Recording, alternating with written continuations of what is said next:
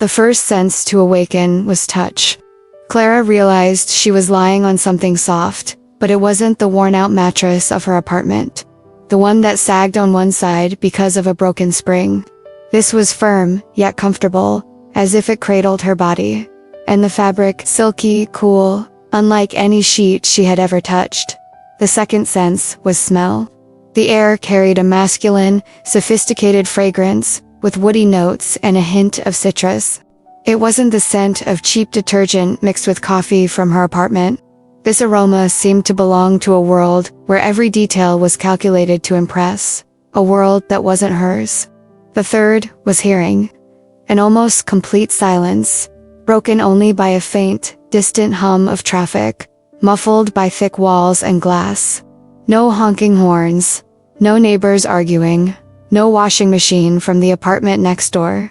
Just silence, and a nearby breath. It was then that her eyes opened. Sunlight filtered through light linen curtains, creating golden waves that moved with the gentle breeze from the air conditioning. The ceiling was high, white, with elegant molding. To her right, a modern lamp rested on a dark wooden nightstand. And further away, enormous windows revealed part of a panoramic view of the city. But what truly made her hold her breath was the sight beside her. A man, sleeping. Not just any man. Leonardo? Billar. Even at rest, he seemed to carry an almost tangible presence. Tall, athletic build, dark hair slightly tousled, as if he had run a hand through it before falling asleep. The faint stubble on his jaw gave him a more relaxed air than in the magazine photos, but that didn't make him any less striking. Clara blinked rapidly, feeling her heart race. Her first instinct was to sit up abruptly, but the movement made the mattress dip, and he shifted his head slightly. For a moment, she stayed completely still, as if any sound might wake him. Her gaze dropped to her own body. She was still wearing the same party dress from the night before, wrinkled, with one strap slipped off her shoulder. There was no sign she had changed clothes. Her shoes were tossed near the armchair, one lying on its side.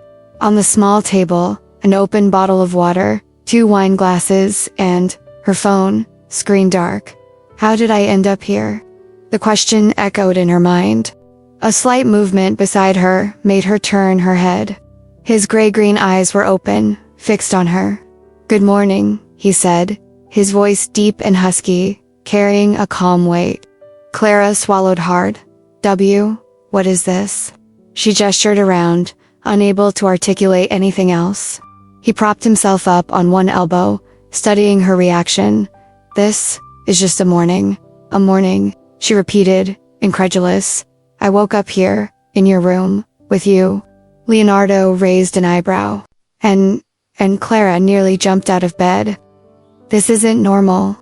"I agree," he replied, the corner of his lips curving in what could be either a smile or a provocation. "It's not every day I wake up with a journalist in my bed." She closed her eyes for a second, trying to regain control. "Okay, fine. Then tell me, did anything happen?" He watched her for a few moments before answering. Depends on what you consider anything." His tone was intentionally vague. Clara felt her face grow warm. "You're insufferable." He shrugged. "And you're dramatic." She took a deep breath, running a hand through her hair to compose herself. "All right, great. Then tell me, why am I here?" Leonardo didn't answer right away. He stood, revealing he was only wearing dark sweatpants and a simple t-shirt. Yet he still looked perfectly at ease, as if nothing about this situation was out of the ordinary. He walked to the small table, picked up the bottle of water, and poured a glass. "Drink," he said, handing it to her. Clara hesitated, but accepted. Her throat was dry, and the cold water was an immediate relief. Still, she didn't take her eyes off him. "You're not going to answer?"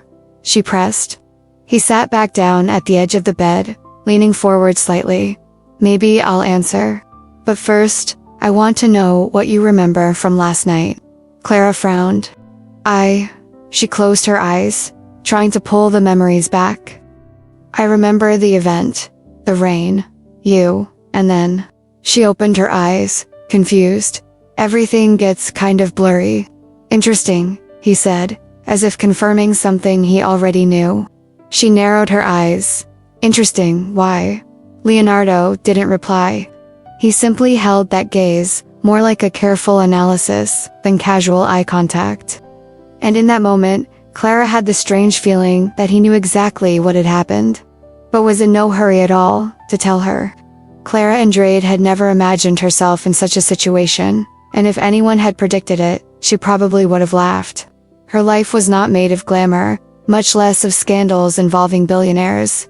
It was made of routine, persistence, and a certain pride in not needing anyone to get by. At 27, Clara carried on her shoulders the weight of a world that had taught her early on to fight for every inch of space.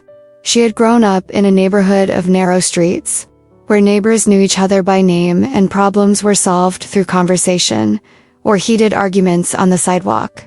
Her father, a talented carpenter, spent his days surrounded by the scent of wood and the high-pitched whine of power saws. Her mother, a skilled seamstress, transformed scraps of fabric into party dresses that were coveted throughout the neighborhood.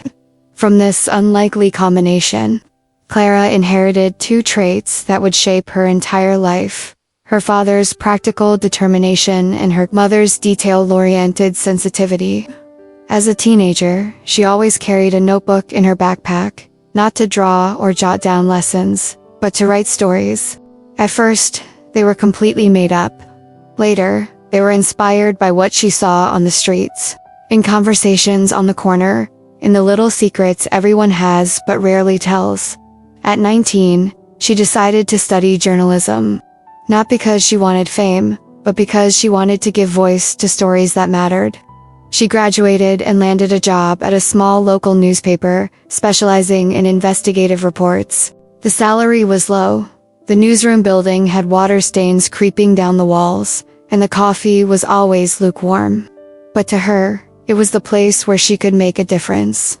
She loved investigating, digging deep, going beyond what was said.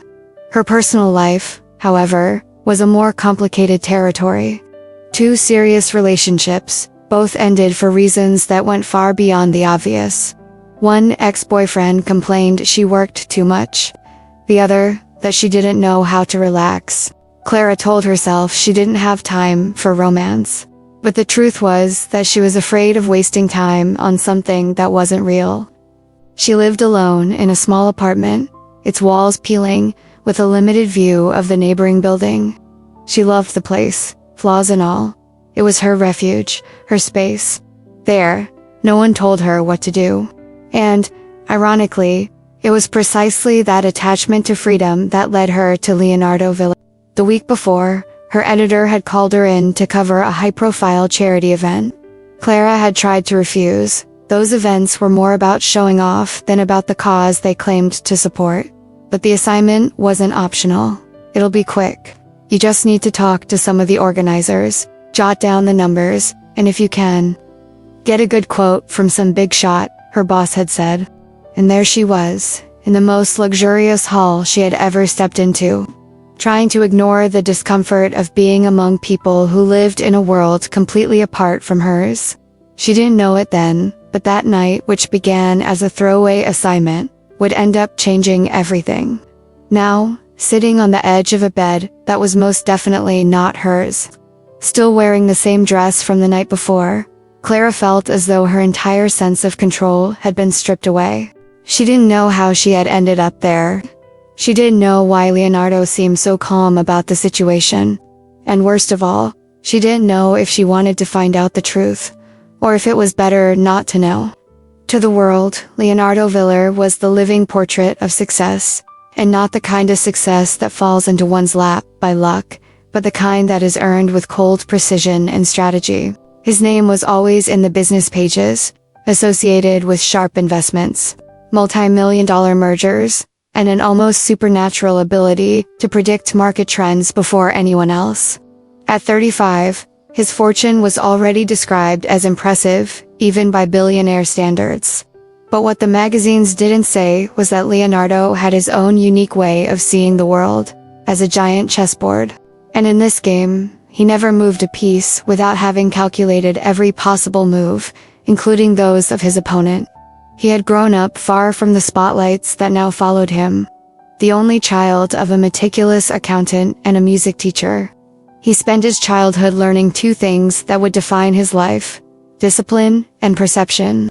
From his father, he inherited rigor, logic, and respect for numbers. From his mother, the sensitivity to read gestures, pauses, and silences.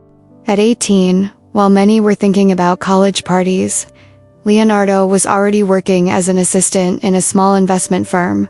At 21, he closed his first deal on his own, and from then on, never looked back. In just over a decade, he built a conglomerate operating across multiple sectors: technology, real estate, energy, and luxury fashion. But along with the profits came a reputation as a ruthless man. Leonardo didn't care about being called cold, as long as he was effective.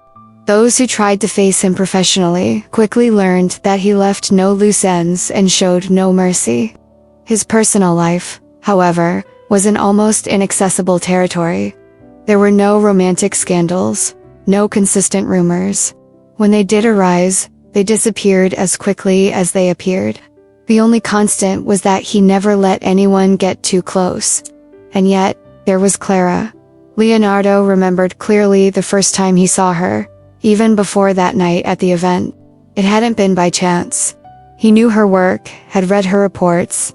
He knew she couldn't be intimidated, and had a keen eye capable of noticing details others overlooked. At the charity event, his intention hadn't been to approach her, not immediately. But something changed when, amid rehearsed conversations and calculated smiles, he saw her standing alone, watching the rain outside.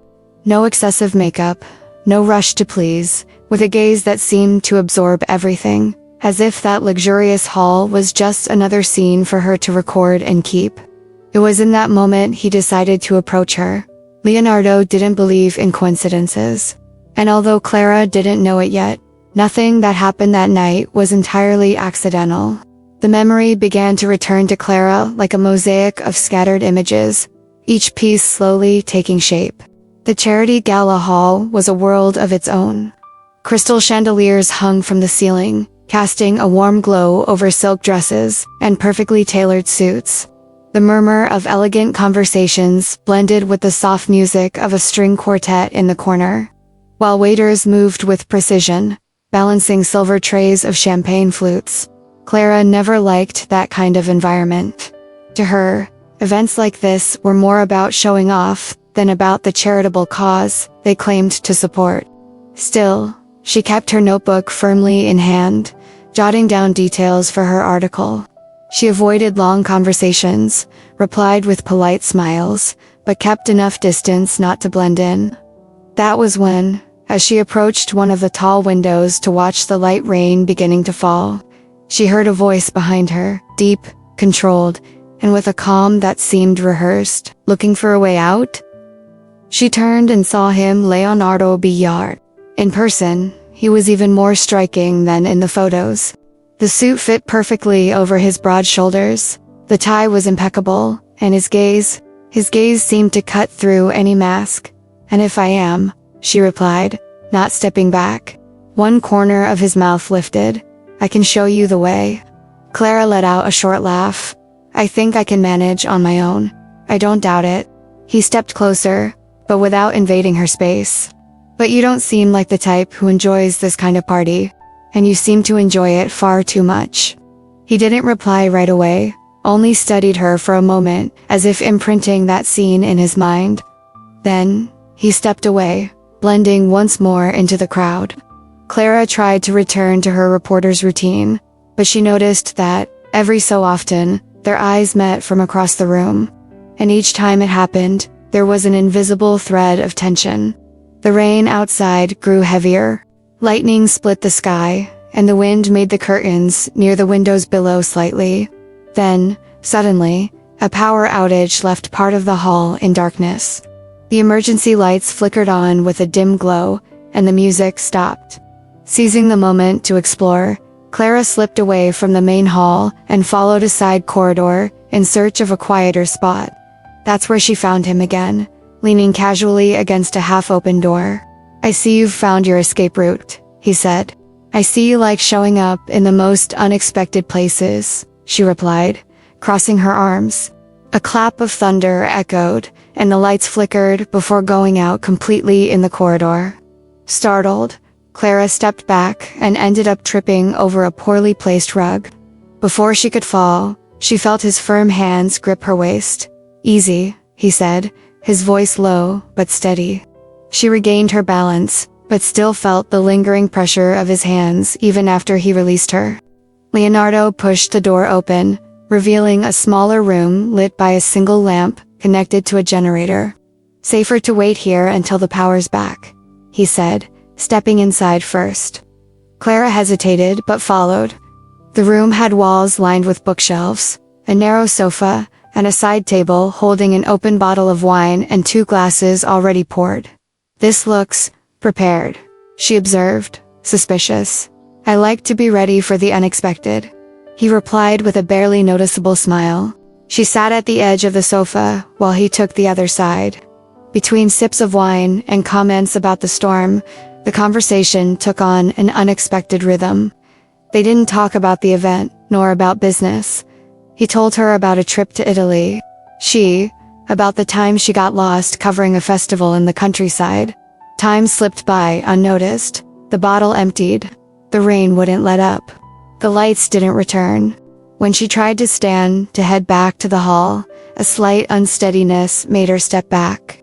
He stood as well, far too close now. "Better wait a little longer," he said. "You might end up hurting yourself."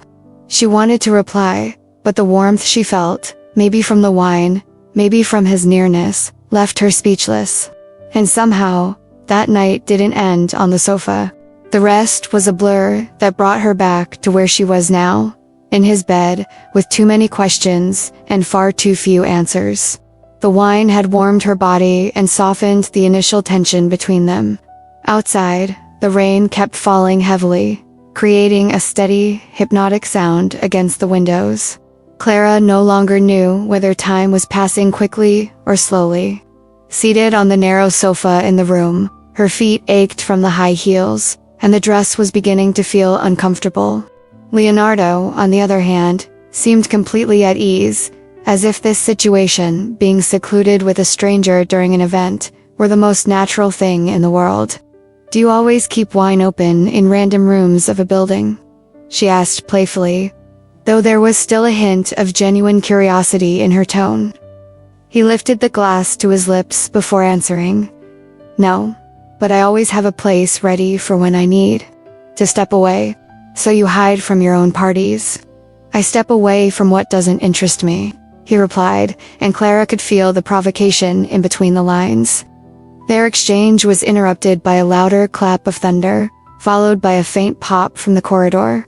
Leonardo stood to check but returned within seconds, explaining that part of the electrical system had been shut down as a precaution, and that they probably wouldn't have lights on that floor anytime soon. Clara sighed, glancing at her dress. "Great, and, of course, I left my purse with my phone back in the ballroom." "You're safe here," he said as he sat back down. "And maybe it's better to wait for the rain to ease up before trying to go back." She thought about insisting, but the sofa was warm, and the wine, well, the wine helped. They talked more, and the stories started to become less formal. Clara told him about an interview that went wrong because her recorder stopped working. He told her about a business dinner where an investor fainted in the middle of negotiations. They laughed. Then a yawn escaped her. "You're sleepy," he observed. "No, just tired," she murmured, trying to play it off. Leonardo stood again, this time opening a door beside the room. "Come where?" she asked, hesitant. "Guest bedroom. More comfortable than sleeping sitting up." Clara considered refusing, but the thought of spending hours on that narrow sofa didn't seem appealing. She got up and followed him to the room. It was spacious, with a large bed covered in soft sheets. She sat at the edge, testing the comfort. "Just rest a bit. When the rain stops, I'll take you back to the ballroom," he said, already stepping away. But the rain didn't stop. And before she knew it, Clara had lain down, her eyes closing on their own. She woke in the middle of the night to the sound of a door.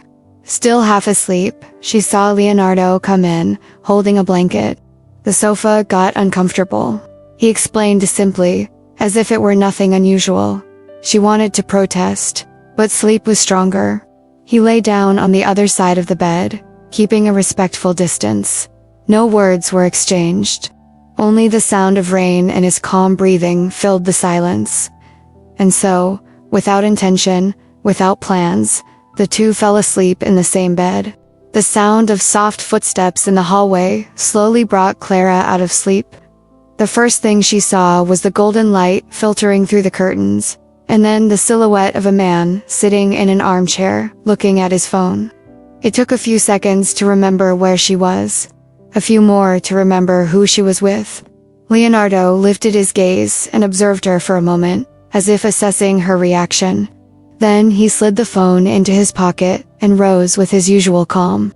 "Sleep well?" he asked, as if it were the most natural thing in the world to ask a woman waking up in his bed.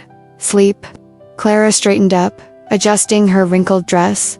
"Expected to wake up in the guest room, not here." He leaned against the edge of the bed, facing her.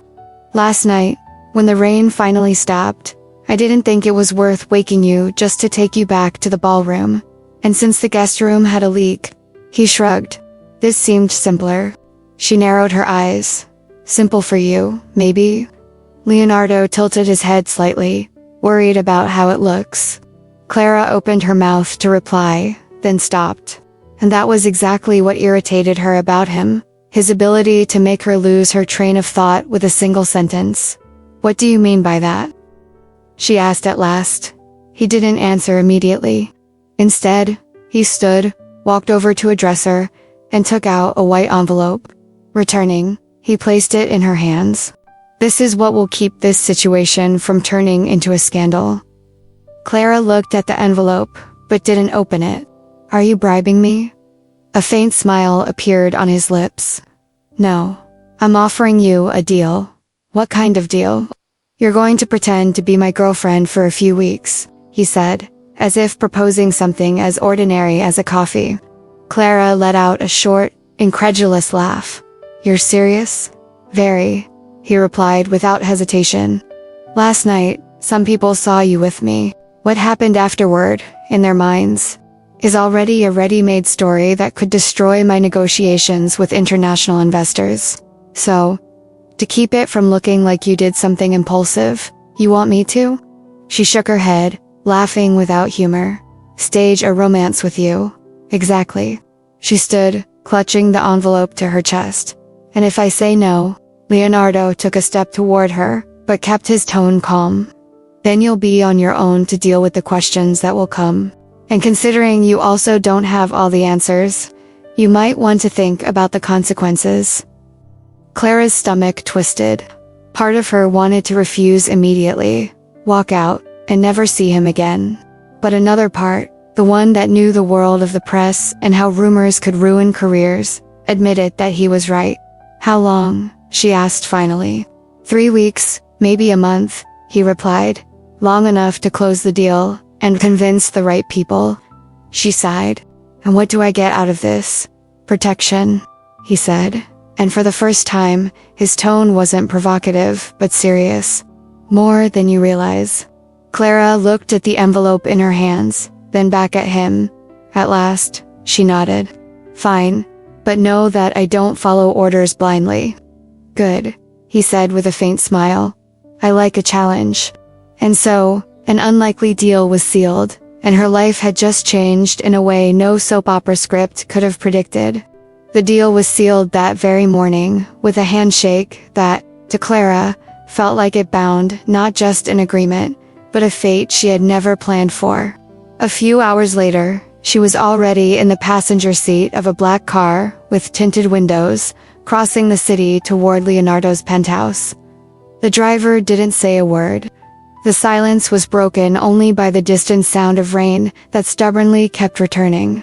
Clara stared out the window, feeling as though she was crossing an invisible border, leaving behind the simple world where she controlled her own life, and stepping into a territory where every move could be calculated by him. When they arrived, she was greeted by an imposing lobby, marble floors, soft lighting, and the subtle scent of polished wood. A private elevator took them straight to the top floor. The penthouse was breathtaking.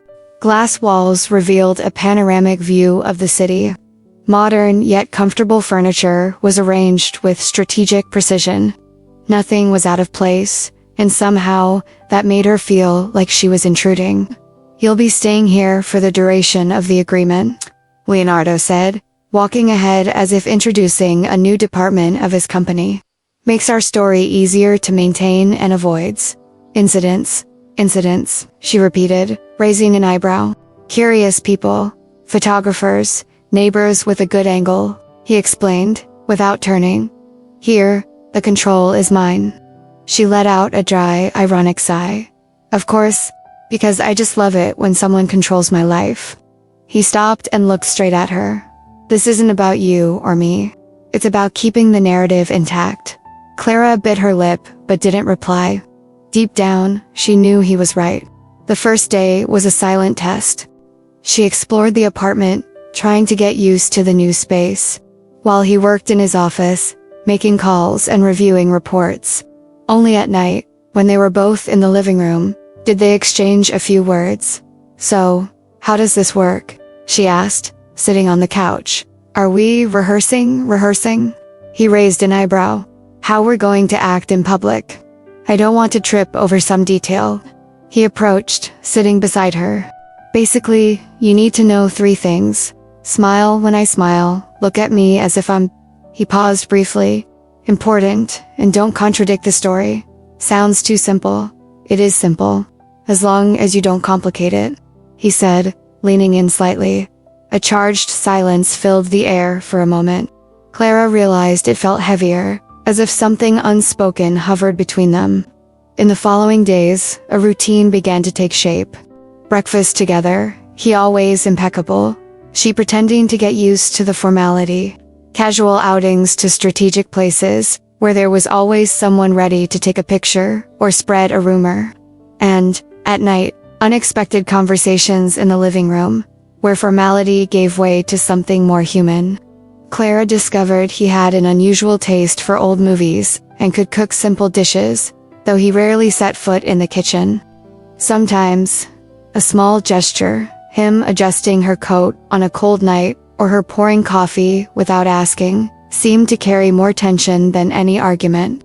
And little by little, the line between pretending and feeling began to blur in dangerously uncertain ways. The invitation for the first event arrived faster than Clara had anticipated. A charity gala, ironically, in the same ballroom where they had first met.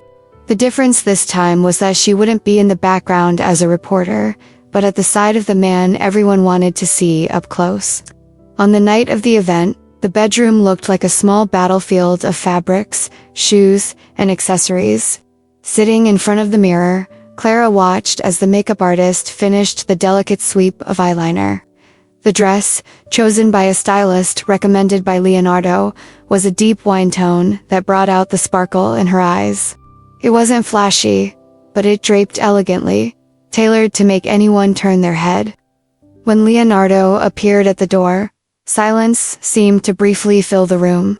He wore a flawless black tuxedo, cut perfectly for his broad shoulders, his hair deliberately tousled. "Ready?" he asked, but his tone seemed less about the time and more about the impact she made. Clara stood, adjusting the dress. "I hope so. You're picky about appearances, remember?" He smirked slightly. "Only when appearances matter." In the car, the tension was almost tangible. The ride was quiet, but not cold. It was as if they were both calculating each move of the night ahead. Upon arrival, flashes burst the moment the door opened. Leonardo extended his hand for her to step out, and for a brief second, she felt the firm warmth of his fingers. He guided her confidently down the red carpet, waving and smiling with the ease of someone who had done this dozens of times before. Inside, the game began. He introduced her simply as Clara, without a last name, as if the mystery were part of her allure. She, in turn, smiled with calculated precision, leaning in to hear every comment but never revealing more than she intended. Between sips of champagne, she noticed curious glances, some approving, others skeptical. In the middle of the ballroom, an older socialite approached with a sharp smile. "So, you're the one who finally managed to steal Mr. Villier's heart," she said, as if casting bait. Clara kept her smile. "I'm not sure steal is the right word. Maybe, convince." Leonardo looked at her with something that could have been surprise or admiration. The night unfolded with subtle provocations between them, a touch on the shoulder in passing, a whisper in the ear to comment on some eccentric guest, and in a quieter moment, near the balcony, Clara noticed that his gaze no longer seemed purely calculating. "You're doing better than I expected," he said, the city lights glittering behind them. "Is that a compliment or a warning?" He didn't answer. He simply looked at her for a second longer than he should have before heading back into the ballroom. And for the first time, Clara wondered if this story would truly have a clear ending, or if they had already crossed an invisible line. The days following the event passed like a silent dance between them. The facade of the perfect couple in public remained flawless. But within the glass walls of the penthouse, the atmosphere took on different shades, softer, yet also more dangerous. Clara found herself watching Leonardo in moments that shouldn't have mattered, when he loosened his tie at the end of the day, when he ran his fingers through his hair while reading documents, when he drank coffee leaning against the counter, gazing at the city without saying a word. He, on the other hand, seemed to notice details about her that no one else did, the way she bit the inside of her cheek when she was nervous, or how she traced the rim of her mug before taking a sip. Small things that, somehow, created a different kind of intimacy. One night, while they watched an old movie on the couch, the rain returned, tapping against the windows. Clara curled in on herself slightly, not from the cold, but from a strange feeling storms had always given her since childhood. Leonardo noticed and, without saying a word, took a blanket and draped it over her shoulders. "You don't have to do that," she murmured. "It's not about having to," he replied simply. The movie continued, but the weight of that sentence lingered in the air. Forced cohabitation also brought humorous moments. Like the morning Clara tried to make pancakes and accidentally set off the kitchen's fire alarm, prompting Leonardo to appear in a hurry, barefoot, with an almost amused look on his face. A rare contrast to his usual immaculate composure. "I guess that means you cook as well as I dance," he remarked, chuckling.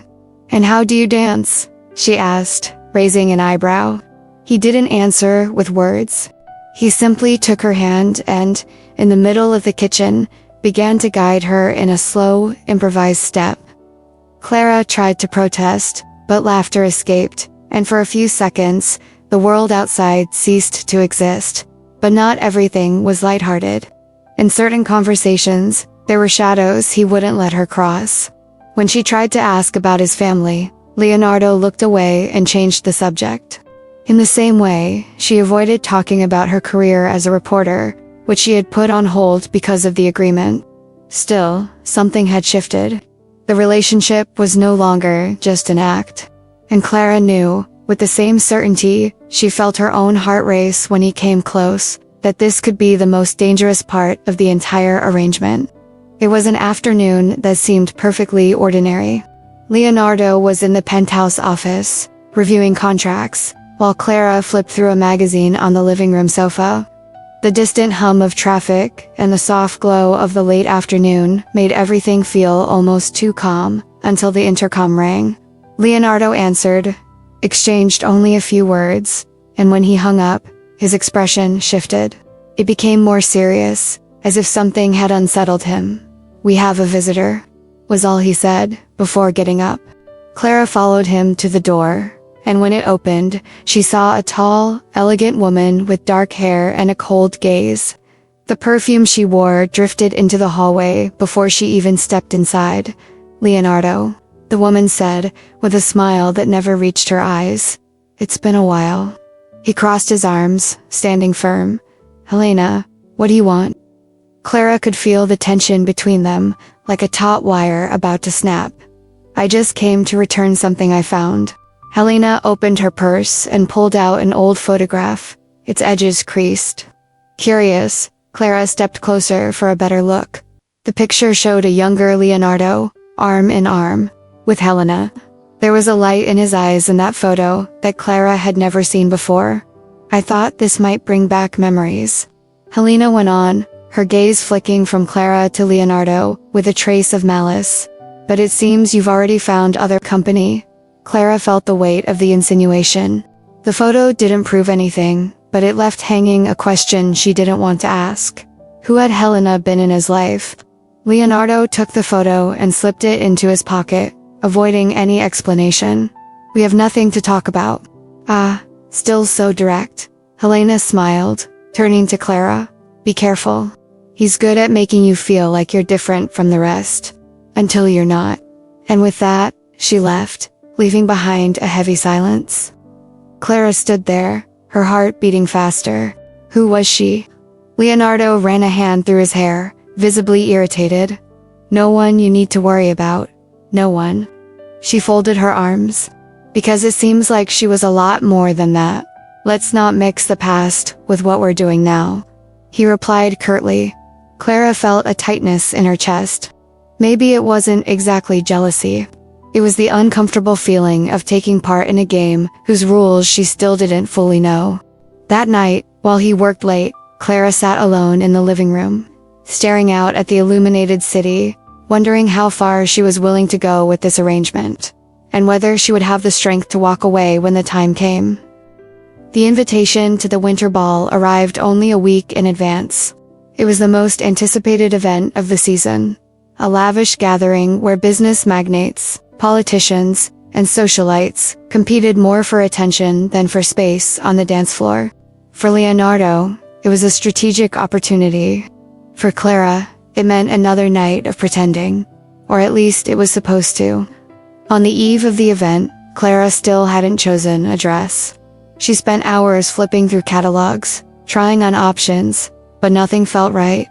That was until, late in the afternoon, a box arrived from a famous designer, a gift from Leonardo. Inside was a long, deep blue gown, subtly embroidered with patterns reminiscent of snowflakes.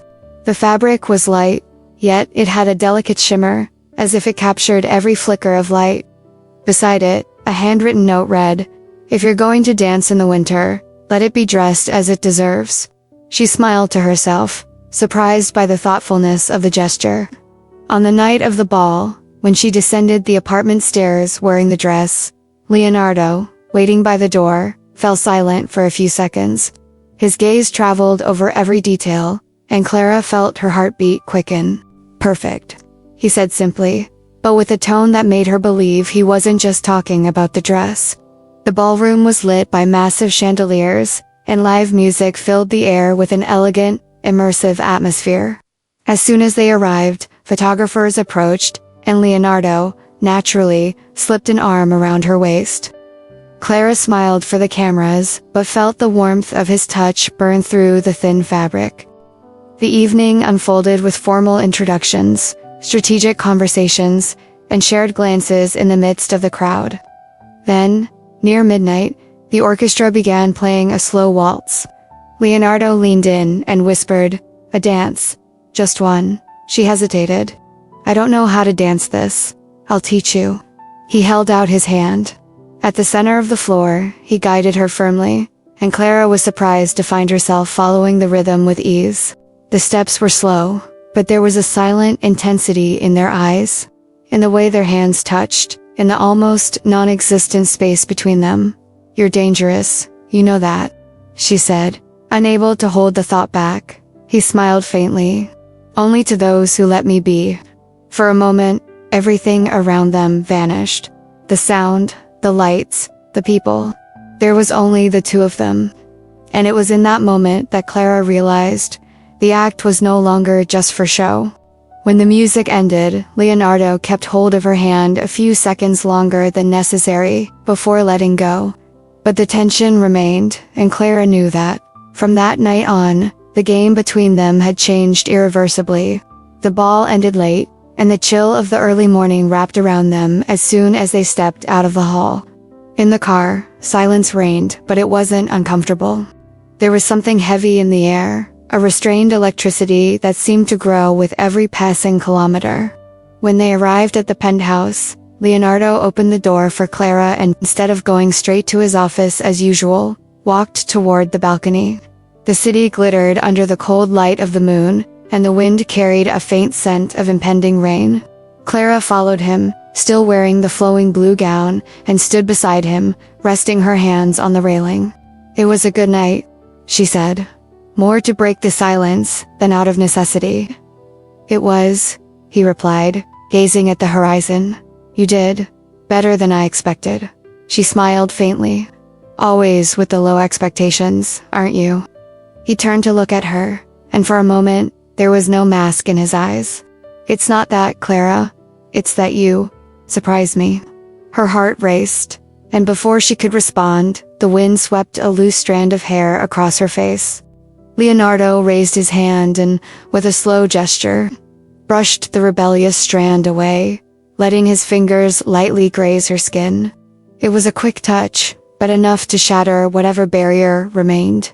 "Leonardo," she began, but couldn't finish. He stepped closer, his breath warm against the night's cool air. There was no rush in his movement, only a silent certainty. When their lips met, it was as if all the control he always carried had surrendered, and at the same time, as if she had forgotten that this wasn't part of the agreement. The kiss was deep, but not urgent. It carried something far more dangerous, meaning, when they finally pulled apart, Clara knew there was no going back. Leonardo kept his gaze locked on hers, as if he wanted to say something, but instead took a step back. "Good night, Clara," he said, before turning and walking inside. She stayed there, alone on the balcony, trying to catch her breath and process what had just happened. It wasn't part of the plan. It wasn't in the script. And precisely because of that, it could change everything the next morning. Clara woke earlier than usual. The room was silent, but the memory of the previous night's kiss lingered like a persistent warmth, impossible to ignore. She got up, took a long shower, and when she stepped out, she found the kitchen impeccably neat. Leonardo was there, already dressed for work, making coffee as if nothing had happened. "Good morning," he said, without lifting his eyes from the French press. "Good morning," she replied, trying to keep her voice neutral. The silence between them wasn't uncomfortable, but it carried a new tension, almost tangible. She sat down, watching him pour the coffee. His movements, always precise, now seemed slower, as if there was something unspoken hanging in the air. "About last night," she began, but he looked up and interrupted her. "We don't need to talk about it." She frowned. "What do you mean?" "It was a moment," he said, choosing each word carefully. "But what we have here is still an agreement, Clara." The words hit her like a bucket of cold water. Deep down, she knew the kiss had changed things, but hearing him try to frame it as something isolated bothered her more than she wanted to admit. "Right?" she replied, forcing a brief smile. "A moment." He looked away, but couldn't avoid letting his fingers lightly graze the rim of her cup as he set it down on the table. It was quick, almost imperceptible, but enough to send a shiver through her. Throughout the day, they kept to their routine, but the lingering glances and small gestures betrayed that the barriers were crumbling. When they went out for a strategic lunch with investors, Clara noticed that the way he touched her hand or placed his arm around her waist felt more natural. It didn't seem staged. That night, back at the penthouse, Clara found herself alone in the living room. Leonardo was in his office, and feeling restless, she decided to go upstairs. When she entered, she found him leaning over his desk, reading some papers. He looked up, surprised. "Is everything okay?" he asked. "Depends," she replied, taking a step closer. "Are we pretending now? Or not?" The silence that followed was intense. He slowly closed the folder and stood, walking toward her, until only a breath separated them. I don't know anymore, he admitted, his voice low and rough. And in that moment, Clara understood that the line between what was real and what was the agreement had vanished, and that this might be the beginning of something far more complicated and far more real. The storm didn't start with thunder, but with a phone call. Clara was on the balcony, wrapped in a blanket, when her phone vibrated. An unknown number. Hello. The voice on the other end was female, low, and laced with venom. Clara, I know who you are, and I know what you're doing with Leonardo. Her blood turned to ice. Who is this? Let's just say, someone who's seen this game before. There was a pause, followed by a short, sharp laugh. He's not the man you think he is. Before Clara could respond, the line went dead. She stood frozen for a few seconds, staring at the phone as if the answers might appear on the screen. Then she turned to go inside and almost ran straight into Leonardo, who was watching her with a closed, unreadable expression. Who was it? He asked, his voice low but cutting. No one. She lied, slipping the phone into her pocket. He stepped closer, his gaze sharp. Don't lie to me. The silence between them turned into a minefield. Clara took a deep breath. It was someone saying they knew about us, about the agreement. Leonardo clenched his jaw, as if weighing every word before speaking. I want you to tell me exactly what she said. Clara repeated the conversation, and he listened in silence, without interruption. When she finished, he stepped away, pulled out his phone, and quickly dialed. He made a short call to one of his contacts, instructing them to trace the number. This could complicate things, he said, staring out at the city through the glass. A lot. Why? Clara asked. He hesitated. Because whatever we have, whatever this is, it's already being watched. And if someone decides to use it against us, it won't just be your reputation at stake. The weight of his words settled heavily on her. Then what are we going to do? He turned, his eyes cold with determination. We're going to find out who's behind this. But Clara. He stepped closer, stopping just inches from her. This means that from now on, you have to trust me, even when I can't explain everything. She met his gaze, feeling her heartbeat quicken. And will you trust me? His eyes softened, just for an instant, more than I should. In that moment, it would have been obvious to any observer. The game was over. Whatever was happening between them was no longer an act. It was real. 2 days later, Leonardo got the call he'd been waiting for. The number that had phoned Clara belonged to a disposable cell phone purchased with cash. But the detail that caught his attention was the location where the device had first been activated. An upscale cafe in the city center. He knew that cafe. And he also knew the woman who used to sit at the corner table facing the street. Always with a cappuccino in hand, and a gaze that seemed to measure every person who walked by. That same night, Leonardo walked into the office and found Clara flipping through a book in the armchair. I need to tell you something, he said, closing the door behind him. Clara looked up, sensing from his expression that this wasn't a light conversation. Is this about the call? Yes. He drew in a deep breath. I think it was Helena. Her name hung in the air like an echo. The woman from the gala? Clara asked, trying to keep her voice steady. The woman who, years ago, tried to destroy my career.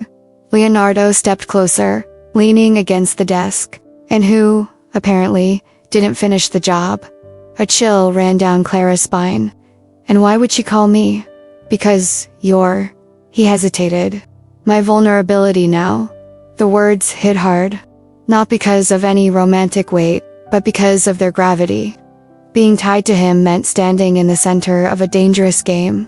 One she hadn't even known existed until recently. The next morning, Clara went out for a walk and, while passing a shop window, felt the distinct sensation of being watched. She turned quickly and saw, across the street, a female silhouette standing under a building's awning. She couldn't make out the face, but the posture was unmistakable. Shoulders squared, head tilted slightly to the side. Exactly how Helena carried herself. When she blinked, the woman had vanished into the crowd. That night, Clara told Leonardo. He didn't seem surprised. She's provoking us. She wants us to react. And what are we going to do? Clara asked. Leonardo stepped closer, locking his gaze with hers. We're going to give her exactly what she wants, but on our terms. His tone was cold, calculated. But there was something else there too. A trace of genuine protectiveness Clara hadn't seen before. And for the first time, she realized that, no matter where the story ended, there was no way she'd walk away from it unscathed. Leonardo arranged the meeting at a discreet restaurant, far from the city center, known only to a select group of regular patrons. It wasn't the kind of place that attracted photographers or curious onlookers. Yet Clara's heart still raced at the thought of facing Helena. The night was cold and damp, the air carrying the distant scent of rain. Leonardo arrived first and chose a corner table, strategically positioned so he could see the door. Clara walked in a few minutes later, wearing a simple dress and a light coat. She didn't want to project vulnerability, but she also didn't want to look like she was marching into battle. Helena arrived right on time, with the same regal bearing as always. She was dressed in black from head to toe, a pearl necklace at her throat, and a calculated smile on her lips, as if she had already won before the game had even begun. Leonardo, she said, her voice syrupy. And, Clara, isn't it? What a pleasure to finally meet like this, face to face. Clara held her gaze without replying immediately. Leonardo motioned for her to sit, but kept his posture tense. Let's get straight to the point, Helena, he said. Why the call? Why approach her? Helena leaned back in her chair, toying with the rim of the wine glass the waiter had just served. Because it's fun to see you uncomfortable. She tilted her head toward Clara. And, I'll admit, I was curious to meet the woman who managed to step into your so well-guarded world. Clara took a slow breath. Then tell me, what is it you really want? Helena smiled, though her eyes didn't match the gesture. I want what I've always wanted, darling. To see Leonardo lose something he truly values. The silence that followed was thick, almost suffocating. Leonardo kept his gaze locked on her, but Clara noticed the tension in his jaw. That's not going to happen, he said, his voice firm, almost cutting. Helena merely gave a low, amused laugh. We'll see. And before leaving, she leaned across the table and whispered something into Clara's ear. So softly that Leonardo couldn't hear. He doesn't tell you everything. Be careful with what you think you know. As Helena walked away, a knot tightened in Clara's stomach. She didn't know if the words were nothing more than spiteful poison, or if there was a hidden truth behind them. But she knew one thing for certain. This was nowhere near over. Back at the penthouse, Clara couldn't shake the words Helena had whispered. He doesn't tell you everything. Be careful with what you think you know. Those few phrases echoed like a drum, each beat feeding a silent doubt. Leonardo, on the other hand, seemed more closed off than ever. Since the meeting, he had spoken little, limiting himself to short answers about what he intended to do regarding Helena. Clara had tried starting conversations, but each attempt died against the same invisible wall he had built. In the following days, small signs began to appear. Calls he took in a low voice from his office. Unexpected outings to handle urgent matters. Messages he deleted immediately after reading. Clara wondered if she was being paranoid, or if there really was something he was hiding. With every silence from him, the seed Helena had planted sprouted further. One night, while Leonardo was in the shower, his phone vibrated on the table. The screen lit up for a second, and Clara caught only a name, H. Silva. She hesitated. She didn't want to be the kind of person who invaded someone else's privacy. But curiosity burned like an open wound. Before she could decide, Leonardo returned, took the phone, and slipped it into his pocket, as if nothing had happened. We need to talk, she said, finally breaking the silence. He stopped, looking at her for a moment. About what? About us. Clara took a step forward. I feel like you're hiding something. Leonardo closed his eyes for a moment, taking a deep breath. It's not about you, Clara. It's about things I need to take care of. And you can't tell me what they are, she pressed. Not yet. He opened his eyes and met hers. But I promise, when it's safe, you'll be the first to know. She wanted to believe him. Wanted to cling to that promise and smother every insecurity. But Helena's words were still there, poisoning everything. Be careful with what you think you know. That night, lying in bed, Clara realized that even though she felt something real for Leonardo, she was stepping into dangerous territory. And if he didn't lay all his cards on the table, someone, perhaps Helena, could use them to destroy whatever it was they had, whatever it was becoming. The tension had reached its breaking point. That night, Clara waited for Leonardo to come home. He walked into the penthouse around 10, his suit immaculate, but his face carrying the weight of a long day. Before he could slip away to his office, she blocked his path, standing firm. Enough, Leonardo, she said, her voice steady. We're going to talk now. He stared at her, serious. Clara, this isn't a good time. There's no such thing as a good time for this. She shot back, crossing her arms. Either you tell me what's going on, or there's no more us.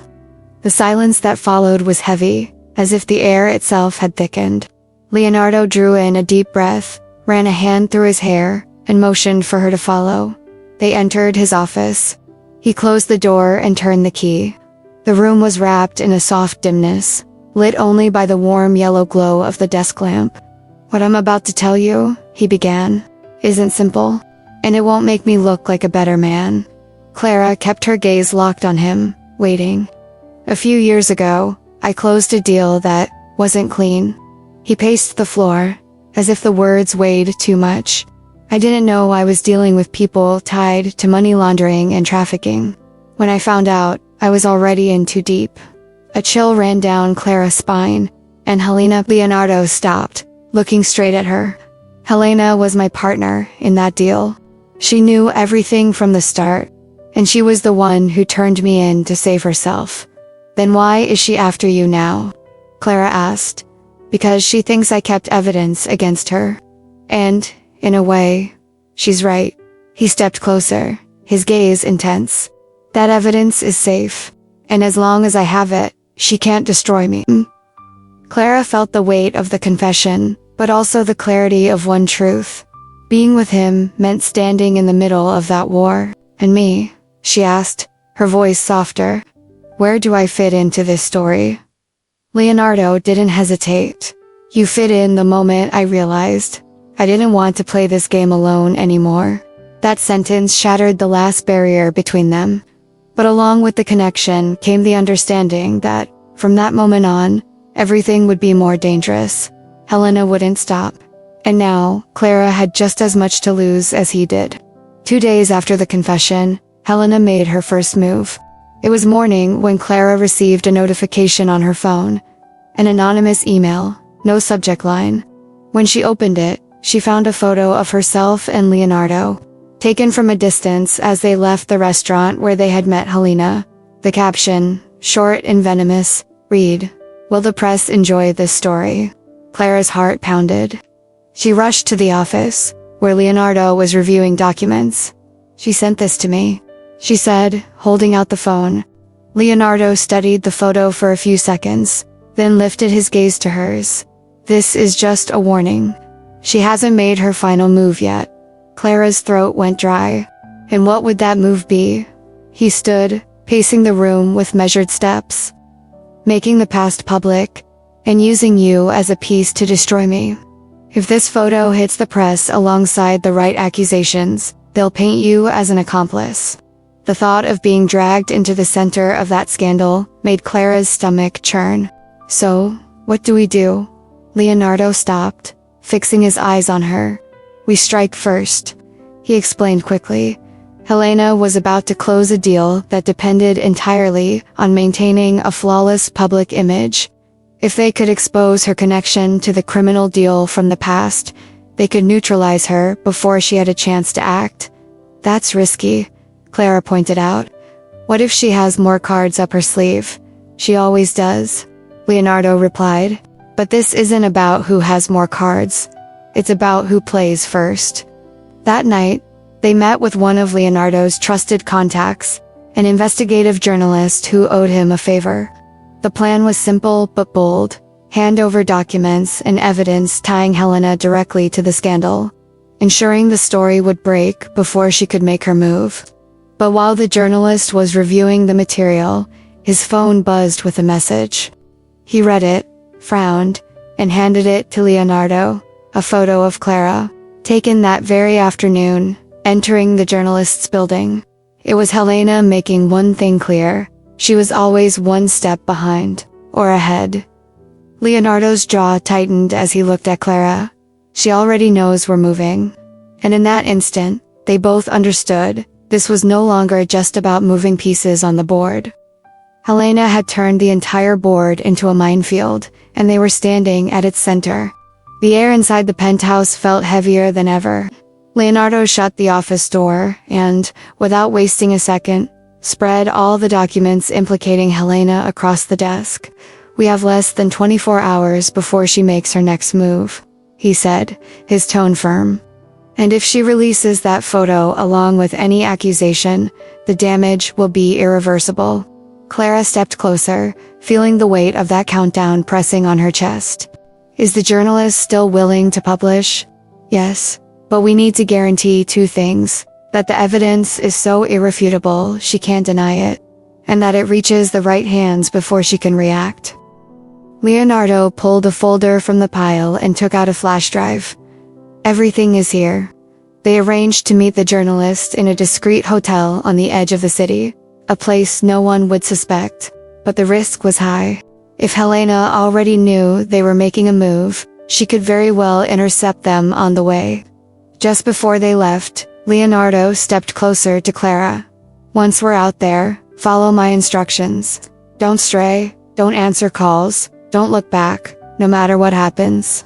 She nodded, feeling the tension spread through her body. The drive to the hotel was a test of nerves. Clara watched the city flashing past the car window, every red light feeling like a potential trap. At one point, a black car drove slowly alongside them, and the driver cast a quick glance inside. Clara's stomach churned, but Leonardo remained calm, pressing the accelerator smoothly.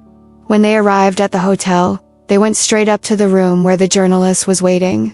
He was a middle-aged man with sharp eyes and a cautious posture. "Do you have any idea what kind of bomb you're about to drop?" he asked, eyeing the flash drive. "More than you think," Leonardo replied. "But we have no choice." While the journalist backed up the files, Clara stood to get a glass of water. That's when she saw it through the room's window, a shadowy figure standing on the sidewalk, staring directly at the hotel. The posture, the tied-back hair, the black coat. It was Helena. "Leonardo," she called, her voice low but urgent. He came to the window, saw the figure, and clenched his fists. Helena lifted her chin, as if she knew she was being watched, then turned sharply and vanished around the corner. "She won't strike now," Leonardo muttered, more to himself than to her. "But she wants us to know she's always there." The article was moments away from being sent, when the journalist's inbox pinged with a new anonymous email. The content made Clara's blood run cold. Photos of her taken at different times, followed by the chilling message: "If this story goes out, she will pay the price." It was the final warning. The clock was ticking, and Clara's life had just become the currency in play. Leonardo shut the hotel room door, isolating the journalist and Clara from the hallway. His steps were short but heavy with tension, as if every decision carried the weight of years of wins and mistakes. "She's crossed the line," he said, locking eyes with Clara. "This isn't about business anymore. It's personal." Clara felt her heartbeat quicken. "What are you going to do?" "End it," he replied simply, as if it were just another meeting on his schedule. But there was something in the way he said it that chilled the air between them. He picked up his phone and made a short, quiet call. Clara caught only fragments. "Need it now," red code, and "no one walks away unscathed." When he hung up, he stepped toward her. "I'm going to set up an accidental meeting with Helena. I'll let her believe I'm willing to negotiate. And at the right moment, I'll play the final card." "What card?" Clara asked, already sensing she wouldn't like the answer. Evidence that not only ties her to the old case, but proves she's still involved in crimes right now. Things that will make sure no one in the corporate world will ever touch her again. Clara swallowed hard. And if she doesn't fall? Leonardo moved closer, cupping her face in his hands. Then we fall together. But at least we'll fall fighting. Hours later, the meeting was set in a sophisticated bar, dimly lit with soft music. Helena arrived as if she owned the place, elegant, calculated, radiating confidence. "I didn't expect you to call me," she said, settling into the seat across from him. "Things change," Leonardo replied, sliding an envelope across the table. "I thought you'd want to see this before making any decision." Helena opened the envelope and began flipping through the documents. Her mask of perfect control began to crack. There were photos, bank records, international transactions, undeniable proof of her involvement in recent crimes. "Where did you get this?" Her voice now carried a fracture. "Let's just say you're not as careful as you think." Leonardo leaned back in his chair. "Here's my offer. You disappear from my life and from hers." He gave a subtle nod toward Clara. "Or this goes to every major newspaper and the proper authorities tomorrow morning." Helena held the documents for a few seconds, then slowly closed the envelope, like someone swallowing a bitter defeat. "You think you've won, Leonardo?" she said as she rose from her seat. "But deep down, you know this game never ends." She walked away, leaving behind a trail of perfume and threat. Leonardo remained seated, staring at the glass of whiskey before him, feeling the weight of a victory that didn't feel complete. Clara appeared a few minutes later, sitting beside him. "Is it over?" she asked. "For now," he replied, meeting her gaze. "But if she comes back, we'll be ready." And in that moment, without either of them saying it aloud, they understood that this story wasn't just about a man and a woman against an enemy. It was about choosing to stand on the same side, even when the entire board was set against them. Winter had given way to a timid spring, and with it, the city took on new colors. From the penthouse balcony, Clara watched the movement of the streets below, while the soft aroma of coffee drifted through the morning air. Since the final confrontation with Helena, 3 weeks had passed. No messages, no photos, no sign of her. To anyone else, that might have meant peace. But Clara and Leonardo knew that, with Helena, silence could also be a strategy. Leonardo appeared behind her, his shirt still half open, and his hair damp from the shower. He placed a hand on her waist and kissed her shoulder gently. "Thinking about her?" he asked. "No," Clara replied after a pause. "I'm thinking about us." He leaned against the railing beside her. "And what are you thinking?" Clara met his eyes, feeling she could finally answer without fear. "That maybe we'll never have a completely quiet life, but that I'd choose this life with you anyway." Leonardo smiled in a rare way, a smile that wasn't calculated or restrained, but simply genuine. "Then we're on the same side." That night, they went together to a charity event in the city center. It was their first public appearance since the entire scandal. Clara wore a deep blue dress that brought out the sparkle in her eyes, and Leonardo wore a flawless suit that looked as if it had been made for him. The photographer's flashes went off relentlessly at the entrance, but this time, they didn't turn away or hide. When they stepped into the ballroom, Clara noticed something curious. The feeling of fear had been replaced by a strange calm. It was as if, by walking through that door, they had decided they would no longer be hostages to Helena's shadow. At the end of the night, they returned home. Leonardo opened a bottle of wine, and they sat together on the couch, laughing at little things, as if they were just an ordinary couple. Clara leaned against him, feeling the warmth of his body, and thought that maybe this was what truly mattered, not the end of the threats, but the daily choice to stay together, even when the world tried to pull them apart. Before bed, Leonardo looked at her and said, in a tone that sounded like a promise, "Whatever the next game is, we play it together." And that night, between the silence of the city and the distant sound of rain beginning to fall. Clara knew that, despite all the uncertainties, she had found her place. Some stories don't end with a period, but with two people deciding to keep writing together, page by page. Sometimes life puts us in front of people who carry both light and shadow. They arrive unexpectedly, change the course of our days, and force us to choose whether to stay or walk away, even knowing the road ahead may be difficult. Today, we saw that peace doesn't always come from the absence of conflict, but from the presence of someone willing to fight by our side. Because when two people decide to face the world together, no threat is big enough to tear them apart. If you watched until now, thank you so much for dedicating your time to living this story with us. If you enjoyed it, leave your like. It really helps the channel grow. And subscribe to Lasting Tales to keep receiving stories that touch the heart and stir the soul. Turn on the notification bell so you don't miss the next chapters. And share this video with someone who believes in the power of standing together, even through the storms. Now I want to know, and you? Have you ever experienced something that made you choose to stay, even when it would have been easier to walk away? Tell me in the comments. I'd love to read your story. And before you go, here's an invitation. Watch the next video on the channel. I'm sure you'll fall in love with the plot we've prepared. Here on Lasting Tales, every story leaves marks that time cannot erase. See you in the next one.